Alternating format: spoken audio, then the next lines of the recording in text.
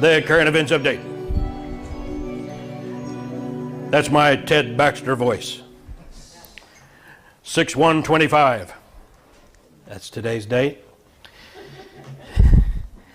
Sadly, the hostages remain unchanged as far as we know.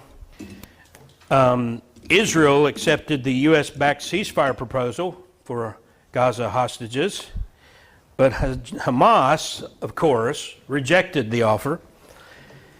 Witkoff, who's Trump's man over there negotiating, says their response is totally unacceptable and only takes us backward. It's a fool's errand in the first place. Amen. Hamas has never kept their word on anything, even when they've agreed to it. Just like Iran. We'll come back to that in a minute.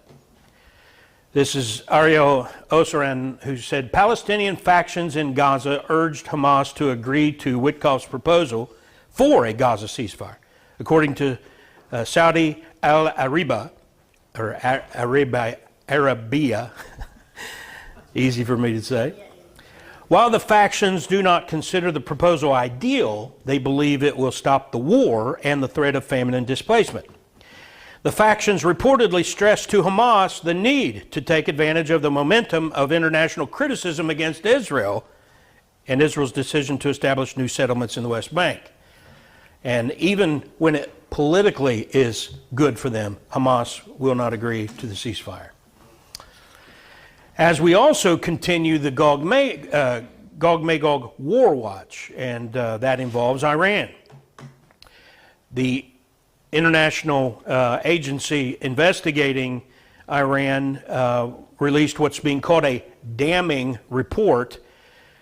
It spells out Iran's past secret nuclear activities. Again, anybody who thinks Iran is going to do what they say they're going to do is a fool. And they didn't do what they said they were going to do, and they were carrying out all kinds of secret activities with their nuclear program. And anybody with a brain knew it before the report came out. Findings include 2003 tests of detonator for a nuclear bomb. So as Iran says they don't want a nuclear bomb, even the international group that isn't pro-Israel, their report says that they're getting ready for a nuclear bomb. That's what the whole point is. UN watchdog also says Tehran now has enough uranium, if enriched further, for 9 bombs. Netanyahu's office urges world to act now to stop Iran. Now, they don't have the capability to hit the United States of America, and there are some people, probably even well-meaning, who think they're helping Israel by lying to everybody and pretending we're in danger. We're not in danger from Iran. But one of the things that has made America great throughout its history is that when we say you're an ally, we mean it. Mm-hmm. And we have allies who would be threatened by a nuclear bomb in Iran, including Israel. And that's why our nation has opposed this. Iran carried out secret nuclear activities with material not declared to the UN at 3 locations that have long been under investigation, the watchdog said in a wide-ranging report that we mentioned. The findings in the Comprehensive International Atomic Energy Agency report, that's what that IAEA stands for, requested by the agency's 35-nation Board of Governors in November, that's when the investigation started, paved the way for a push by the United States, Britain, France, and Germany for the board to declare Iran in violation of its non-proliferation obligations. That just means that they have the proof now, and they should declare Iran in violation of all their agreements, and they should be forced to put an end to their program. That's what that's saying. Now, I want to make clear, I do not want to see a war. And I'm not calling for war. I don't want to see another Iraq invasion. But it doesn't have to be an all-out war if the United States and Israel would go in there and wipe out their nuclear capabilities. And everybody's like, well, then Iran would do this and that. They're already doing this and that. All you would see is more of the same from Iran. That's all they could do. The only way this would escalate, I think, is if it became a situation where, in desperation, Putin and Erdogan in Turkey join with Iran and invade Israel, which would be prophetic. That's what the Gog-Magog war is going to be. Now, political Islam practices lying. That's why Iran can look you in the face and say something and totally lie to you. It's called Taqiyya, not tequila. Taqiyya.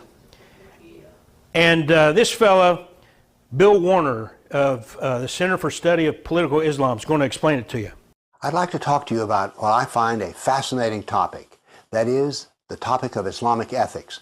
And in particular, a part of Islamic ethics which are called sacred deception or Taqiyya, T-A-Q-I-Y-Y-A. Let me give you a few ethical rules that come from the Hadith. A Muslim doesn't cheat another Muslim in business. A Muslim doesn't kill another Muslim. A Muslim doesn't touch another Muslim's wife. And a Muslim doesn't lie to another Muslim. Do you notice something here? That's right. You and I are left out because you see, Islam is not a symmetric ethical system. The golden rule is symmetric. Do unto others as you would have them do unto you. That is, there's a balance here. The other and yourself are seen as equal. But in Islam, if you're a kafir, you're never equal to the Muslim. Islam does not have a golden rule.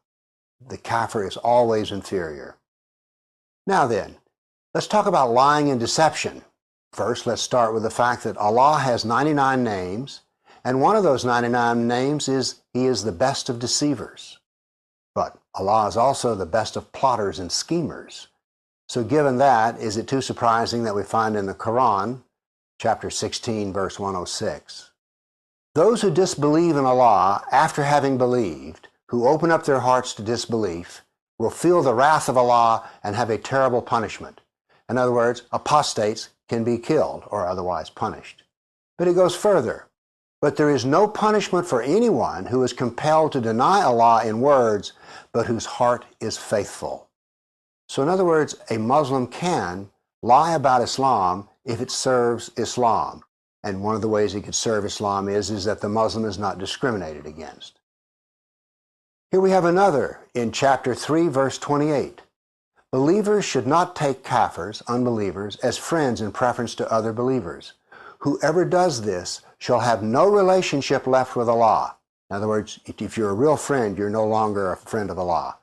Unless you but guard yourself against them, taking precautions. What this is interpreted to mean is that a Muslim can act friendly, but he's not actually the friend. That's what is wrong. In other words, a Muslim may never give preference to a kafir over a Muslim. There are, by the way, no less than 12 verses which say that a Muslim is not the friend of a kafir. Now let's turn to the Hadith. Muhammad, who will kill Ka'b bin Ashraf, who has offended Allah and His Prophet? A Muslim, I will, Muhammad. Would you have me do so? Yes. In order to kill him, I will need to deceive him. May I do that? Muhammad, yes. So, the Muslim deceived Ka'b bin Ashraf and he did kill him. What is this? This is the Sunnah of Muhammad. It is possible to lie to the kafir as long as it advances Islam. This is the nature of Taqiyya. Now there's another way in which a Muslim can lie. There's a hadith, a fairly well-known hadith, in which there are 3 reasons for Muslims to lie. One is jihad, that is the struggle against the kafir. So a Muslim can lie to you anytime he needs to advance Islam. The other is a Muslim may lie to another Muslim if it will make the situation better. And a husband and wife may lie to each other as long as it smooths the relationships in the household. So deception is part of Islam. Allah is a deceiver, Muhammad was a deceiver, and therefore every Muslim can be a deceiver. It is so special that it has a name, Taqiyya. So the next time you're hearing something about Islam that just doesn't sound right, and it comes from the mouth of a Muslim, you're right. It's not right. It's a lie. It is Taqiyya. Thank you. Be funny if it weren't so sad. But that's a practice that is also shared by other secret societies and cults. And that includes the Jesuits. Amen. And they call it mental reservation. Yeah. And if you paid attention during the swearing in of different people for the Trump administrations most recently, you'll hear them as they're being sworn in saying that they are not practicing mental reservation. So they have to swear not to be doing what the Jesuits do and what Taqiyya Islam does under Taqiyya. It's a real thing. It's a constant thing when it comes to trying to negotiate. I just want to give free advertisement, politicalislam.com. That and the religionofpeace.com are two really good resources for Islam. We will stand with Israel, no matter what lies Islam tells. In other news, as in the days of Lot, we are there. Men and boys continue to beat girls in girls' sports thanks to the Sodomite Democrats. This is in California, or I think, no, this one is in Washington, state of Washington. Dude is winning the race. His name is Veronica. He's beating on all the girls. And so he robbed those girls of the title that belongs to them. Amen. Then you have Governor Tampon Waltz up in Minnesota. That's a dude pitching. Single-handedly carried his high school to a Minnesota Class 4A softball championship. That's the big guys. He pitched 14 shutout innings in back-to-back games. Just striking those girls out left and right. The dude. And so those girls were robbed. After all their hard work, some of them been playing and working for 6, 7, 8, 10 years, leading up to that moment, only to have their chance for winning robbed by a boy, young man. Then you have Governor Gav Newsom's California. As track and field athletes took to the field for the first day of the CIF championships, overhead, an airplane towing a sign echoed the controversy, reverberating all the way from Clovis to Washington. I see a devaluation of the rights of women. We want fairness. We want true equality. Tuesday, President Trump weighed in on the issue of transgender athlete A.B. Hernandez competing against biological women at the championships, triggering anger with a threat to withhold federal funding from California if Hernandez is allowed to compete. I think it's a deliberate attack. If you look at what Trump put on Truth Social the other day. The CIF came up with some new rules to try and address critics' concerns, but for many, to little avail. It's almost like a consolation prize. If you're in a race and you get second place and they're going to give you first place, they know the rules are skewed. They know it's not a fair race, and I think it was an admittance of guilt. Hernandez did compete Friday, and whether the president will now follow through with his threat remains to be seen. Meantime, a small but earnest group of protesters showed up on knees in Minnewawa to voice their opposition to what they see as an injustice. But participating against females is wrong. And as a parent, I want to advocate for that. These girls have been competing for years and years, and in the state of California and under CIF, they can get beaten out by a biological male. This is a political issue. I'm seeing this as an ideological issue, and it's not a competitive sports issue. It's a very conservative community here in Clovis, and people are absolutely showing their support for us out here. A.B. Hernandez left the field tonight in first place in all three of the qualifying events in which Hernandez participated: long jump, high jump, and triple jump. Hernandez will return Saturday for the final championship events.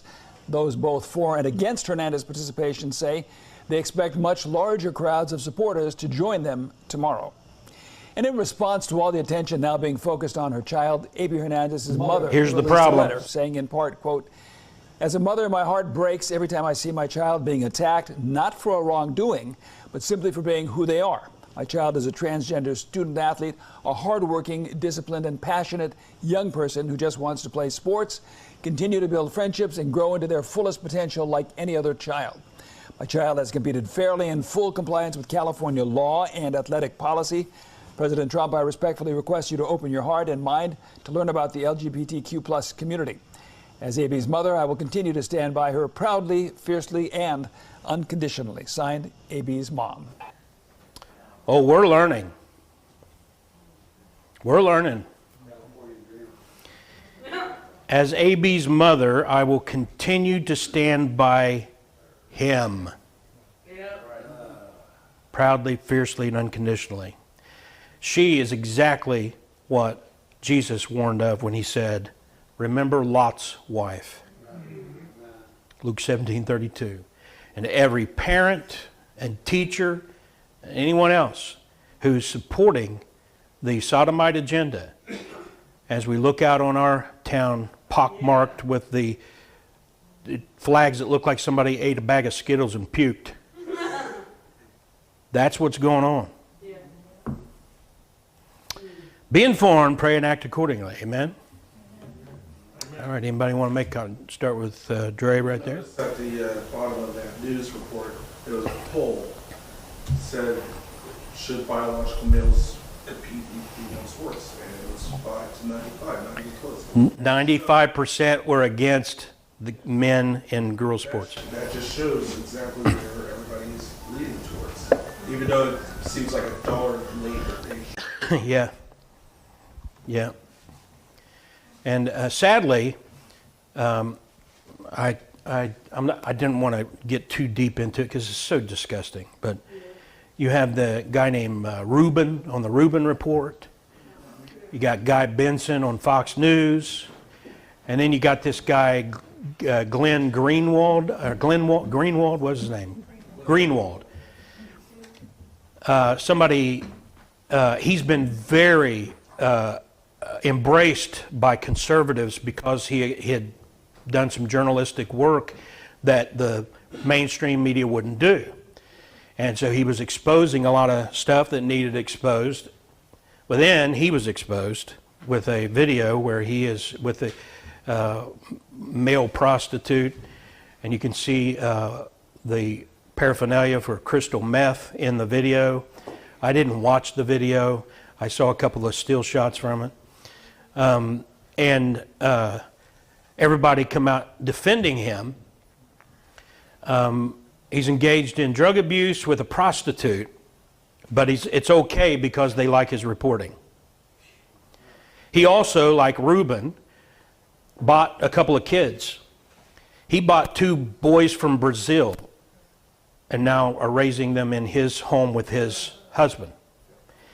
And you look all over the place and you see people who call themselves conservatives defending that. And it's just sickening. But that's where we're at. Doug, did you want to say something?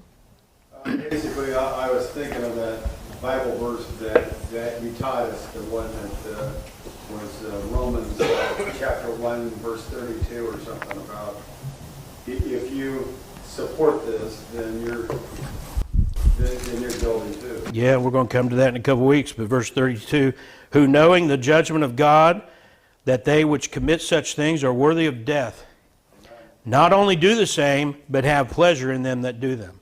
So it's the people doing the stuff and the people supporting the people doing the stuff. Yeah. All right. Yeah, Dre. And going back to the school issue, meanwhile, while they're teaching kids about transgender stuff, you're also hearing stories about schools not doing their jobs of protecting the kids. Just up in Buffalo, New York, I don't know how many of you heard about this. There was a police detective who went on a podcast. This guy works at SVU, Buffalo, New York. He's gone on a podcast and exposed the Buffalo school system, saying, hey, they're not reporting or cooperating with the police on abuse cases. And the Buffalo media has gone after him, the public school system has gone after him.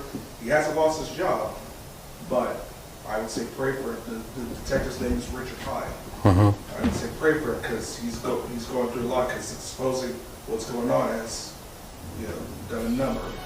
Yeah. The public schools, especially in the cities, are really, really bad places. a lot of bad stuff going on that is involving teachers and instructors and other employees.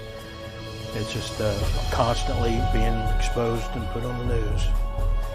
So that's why we encourage and want to help anybody who wants to homeschool or put the kid in a church school or something like that.